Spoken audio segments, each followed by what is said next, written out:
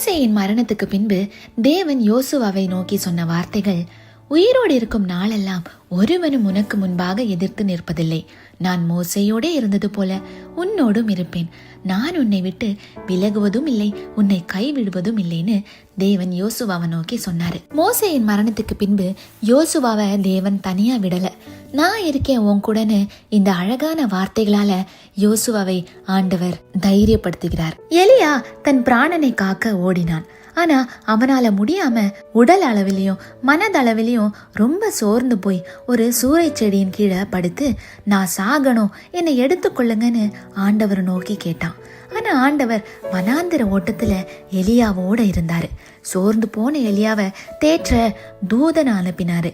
எலியா கண் விழித்து பார்க்கும்போது அந்த வனாந்திரத்துல அவனுக்கு சாப்பிட அடை இருந்துச்சு, குடிக்க தண்ணி இருந்துச்சு.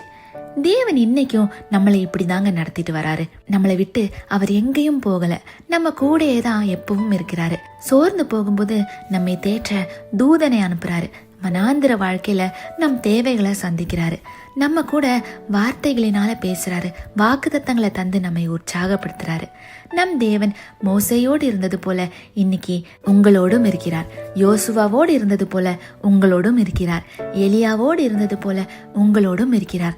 ஆகாரின் கண்ணீரை கண்ட தேவன் உங்க கண்ணீரையும் காண்கிறார்.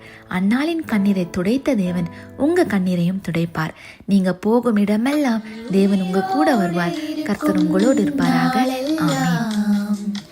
ஒருவரும் உன்னை எதிர்ப்பதில்லை, நான் மோசேயோடே இருந்தது போல் உன்னோடும் இருப்பேன் என் மகனே, உன்னோடும் இருப்பேன் என் மகளே.